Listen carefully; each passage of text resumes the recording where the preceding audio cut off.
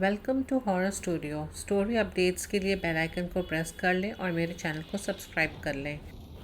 ये कहानी इमरान की है। इमरान एक टैक्सी ड्राइवर था। वो बेचारा रात दिन मेहनत करता था अपनी माँ के लिए। इमरान की माँ को बीमारी थी जिसके इलाज में काफ़ी पैसे चले जाते थे। इमरान दिन में भी बहुत देर तक टैक्सी चलाता और रात को भी काफ़ी देर तक वो टैक्सी चलाया करता था। एक रोज़ की बात है, इमरान रात को टैक्सी लेकर निकलता है सवारी की तलाश में। वो भटकता भटकता यही सोच रहा होता है कि बस कैसे भी करके मुझे मेरी माँ के लिए पैसे जमा करने हैं। मैं मेरी माँ का इलाज एक अच्छे हॉस्पिटल में करवाना चाहता हूँ। ये सोचते सोचते इमरान काफ़ी दूर चला गया था। हर रात ज़्यादातर इमरान एयरपोर्ट की तरफ ही चला जाया करता था, क्योंकि रात को एयरपोर्ट की तरफ सवारी उसे अच्छे पैसे दिया करते थे। उस दिन भी वो उसी तरफ जा रहा था। तभी रास्ते में अचानक इमरान को एक लड़की मिलती है। रास्ता काफ़ी सुनसान रहता है। वो यही सोचता है कि इतने सुनसान रास्ते पे ये लड़की कर क्या रही है। जैसे ही गाड़ी थोड़ी और आगे की तरफ जाती है, वो लड़की हाथ दिखाकर गाड़ी रोकने का इशारा करती है। मौसम भी काफ़ी ख़राब हो रही थी। बारिश ज़ोर ज़ोर से होना शुरू हो गई। इमरान यही सोच रहा था कि मैं क्या करूं, गाड़ी रोकूं या ना रोकूं, क्योंकि रात भी काफ़ी हो गई है और ऐसे सुनसान रास्ते पे ये लड़की अकेले, कहीं कोई और प्रॉब्लम ना क्रिएट हो जाए। लेकिन इमरान का दिल काफ़ी नरम था। वो बहुत ही नरम मिजाज का इंसान था। वो यही सोचने लगा कि अगर ये कोई भली लड़की हुई तो मैं इसे इस तरीके से रात को अकेला नहीं छोड़ सकता। मुझे इसकी मदद ज़रूर करनी चाहिए। वो लड़की एकदम से इमरान के टैक्सी के करीब आ गई और ज़ोर ज़ोर से हाथ हिलाकर टैक्सी रोकने का इशारा करने लगी। इमरान टैक्सी रोकते हुए उससे पूछता, आप इतनी रात को यहाँ अकेले क्या कर रही हैं? मौसम भी काफ़ी ख़राब है, आपको कहाँ जाना है? तभी वो लड़की इमरान के आंखों में देखती और कहती, मुझे अपने घर जाना था। मैं सवारी का इंतज़ार कर रही थी, लेकिन मुझे कोई भी सवारी यहाँ नहीं दिखी। तभी मैंने आपकी गाड़ी देखी और मैंने हाथ हिलाकर रोकने का इशारा किया। पहले तो इमरान उस लड़की से नज़रें मिलाकर बात नहीं कर रहा था, लेकिन जब इमरान ने अपनी नज़रें उठाकर उसकी आंख में आंख मिलाकर उससे बात की, तभी इमरान को एक अजीब सी चमक उसकी आंखों में देखी और इमरान उसका चेहरा देखते के देखते रह गया। वो इतनी खूबसूरत और हसीन थी। तभी इमरान उस लड़की से कहता है, आइए बैठ जाइए, मैं आपको छोड़ देता हूँ। वो लड़की टैक्सी के पिछले सीट पे जाकर बैठ जाती है। इमरान सामने लुकिंग ग्लास से उसको देखता है और वो लड़की इमरान को ही देखती रहती है। फिर इमरान अपनी नज़रें हटाते हुए उससे पूछता है, आप मुझे बताइए अपना एड्रेस, मैं आपको वहाँ छोड़ देता हूँ। तभी वो लड़की अपना एड्रेस इमरान को बताती है और गाड़ी उस सुनसान रास्ते पर आगे बढ़ती चली जाती है। जो पता उस लड़की ने बताया था वो वहाँ से काफ़ी दूर था और उसके दौरान न इमरान ने उससे कुछ बातें की और न उस लड़की ने उससे कुछ बातें की। इमरान अपनी गाड़ी चलाते जा रहा था। तभी इमरान की नज़र फिर से लुकिंग ग्लास पर पड़ी। तब उसने देखा कि वो लड़की एक टकाटक से इमरान को देखे जा रही है। इमरान ने अपना ध्यान हटाते हुए गाड़ी और आगे भगाने लगा। तभी उस लड़की ने इमरान से कहा, आगे बस दाहिने तरफ रोक दीजिए, ये जो बड़ा गेट दिख रहा है मैं वहीं रहती हूँ। इमरान ठीक उस गेट के सामने गाड़ी रोक देता है और उससे कहता है, ये लीजिए आपका मकान आ गया। वो लड़की गाड़ी से नीचे उतरती है और आगे की तरफ जाने लगती है। इमरान यही सोचता है कि शायद ये मुझे किराया दे दे, लेकिन वो लड़की बिना कुछ बोले इमरान से उस दरवाज़े के अंदर चली जाती है। इमरान कुछ नहीं कहता और वो गाड़ी से बाहर निकलकर बस यही सोचता रहता कि ऊपर वाले ने किसी किसी को कितनी हसीन और ख़ूबसूरत बनाया है। वो हल्का सा मुस्कुराकर वापस गाड़ी में बैठकर अपने घर के तरफ चला जाता है। इमरान जैसे ही अपने घर की तरफ पहुंचता है तो गाड़ी में उसे एक अजीब सी खुशबू महसूस होती है और वो खुशबू चमेली की खुशबू होती है। इमरान अगल बगल देखता है तो उसे पीछे के सीट पर एक चमेली का फूल पड़ा मिलता है। वो यही सोचता है कि शायद ये उसी लड़की के बाल में ही लगा हुआ था। वो चमेली के फूल को अपने सामने पॉकेट में रख लेता है और वो अपने घर चला जाता है।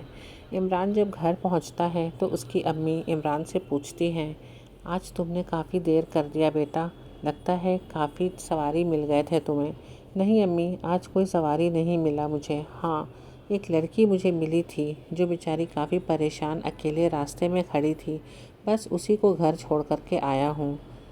عمران کی امی اس سے کہتی ہیں، چلو بیٹا کوئی بات نہیں، کبھی کبھی نیکی بھی کر دینی چاہیے، کیا پتہ یہ نیکی ہمارے سامنے کس روپ میں آ جائے۔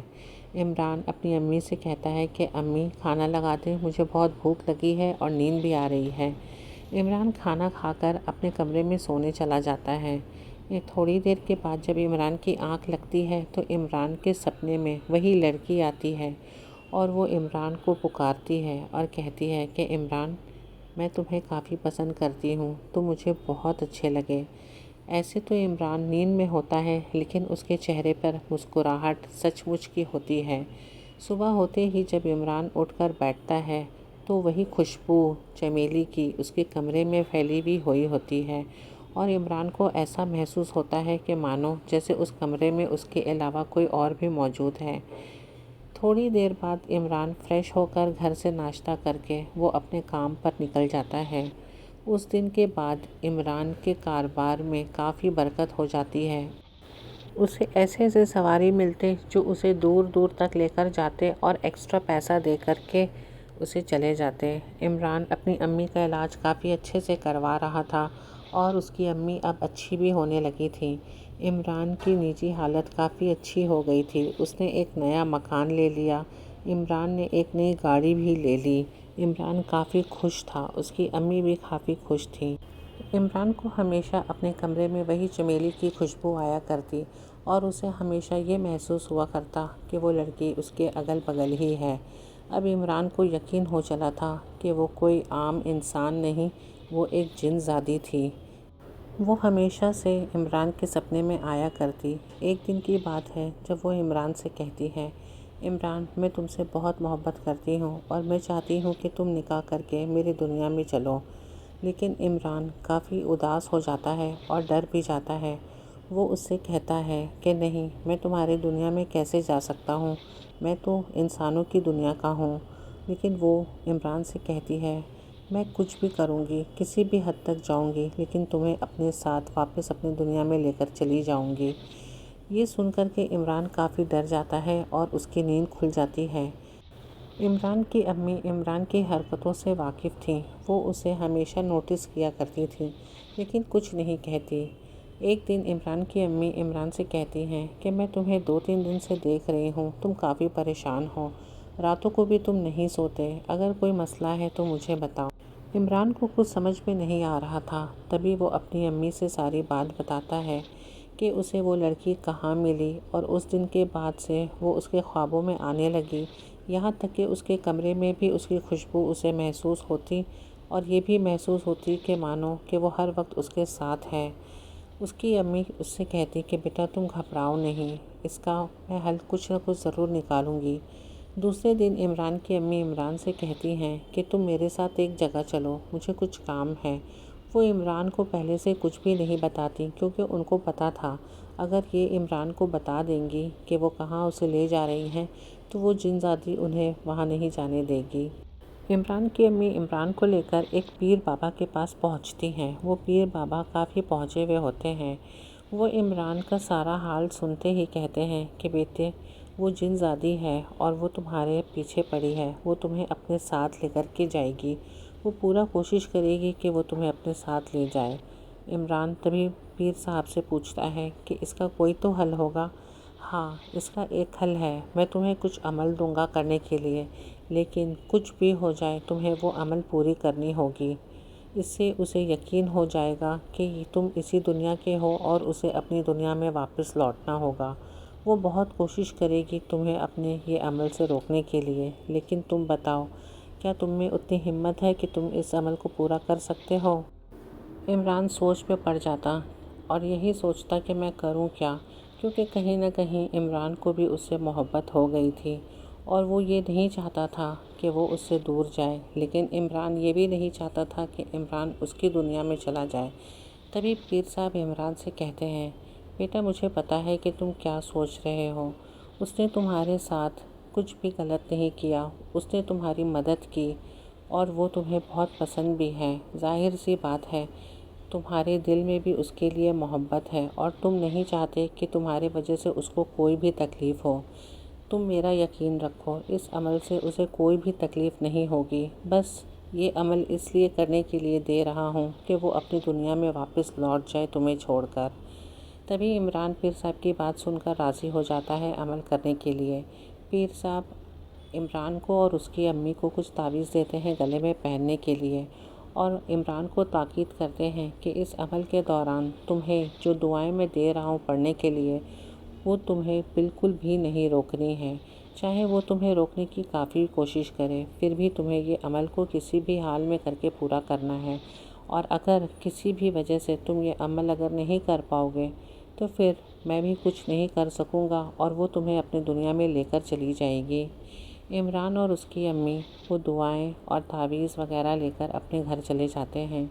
عشاء کی نماز کے بعد عمران کو وہ عمل کرنی ہوتی ہے۔ نماز ادا کرنے کے بعد عمران جا نماز پر بیٹھتا ہے اور عمل شروع کر دیتا ہے۔ جب وہ دعائیں پڑھنے شروع کرتا ہے تو اس کے کمرے میں وہی خوشبو زور زور سے آنے لگتی ہے، اور عمران کو محسوس ہونے لگتا ہے کہ بس اب وہ لڑکی اس کے پیچھے ہی اگل بگل اس کے پاس ہے، یعنی کہ اس کمرے میں اس کی موجودگی کا احساس ہونا شروع ہو جاتا ہے۔ عمران زور زور سے عمل کرتا ہے۔ اس کے بعد اسے ایک رونے کی آواز آتی ہے، اور اس کے کانوں میں اسی لڑکی کی آواز آتی ہے کہ عمران، تم نے یہ بالکل بھی اچھا نہیں کیا، تم نے میرے ساتھ بہت غلط کیا۔ میں تم سے بہت محبت کرتی تھی، لیکن تم نے اس کا انجام مجھے کیا دیا، میں تمہیں کبھی بھلا نہیں پاؤں گی۔ یہ بات سچ ہے کہ میں تم سے بہت محبت کرتی ہوں اور میں تمہیں کسی بھی قسم کا نقصان بھی نہیں پہنچانا چاہتی۔ ٹھیک ہے، میں یہاں سے چلی جاؤں گی، لیکن میرا وعدہ ہے میں ہمیشہ تمہارے ساتھ تمہارے آس پاس اپنی موجودگی کا احساس کرواؤں گی۔ کہ جنزادی ایک نیک جنزادی رہتی ہے جو کسی کو نقصان پہنچانا نہیں چاہتی۔ عمل ختم ہوتے ہی عمران کے کمرے سے وہ خوشبو بھی غائب ہو جاتی ہے، اور عمل کرتے کرتے عمران سجدے پہ گر جاتا ہے۔ جب صبح اس کی آنکھ کھلتی ہے تو عمران کو کافی ہلکا سا محسوس ہوتا ہے۔ اس دن کے بعد سے عمران کو کسی بھی قسم کا سپنا نہیں آیا جس میں وہ لڑکی موجود ہوتی ہے۔ کچھ وقت گزر جاتا ہے، سال 2 سال گزر جاتے ہیں، عمران کی شادی ہو جاتی ہے، لیکن آج بھی کبھی کبھی عمران جب اسے یاد کرتا ہے تو اسے وہی خوشبو اس کے اگل بغل اس کی موجودگی کا احساس دلاتی ہے۔ تو یہ بات سچ ہے کہ جہاں پہ غلط چیز ہے وہاں پہ اچھائی بھی ہے۔ کچھ جیسے جن بھی ہوتے ہیں جو کہ آپ کو بنا نقصان پہنچائے ہوئے آپ کا بھلا کر کے آپ کے زندگی سے دور چلے جاتے ہیں۔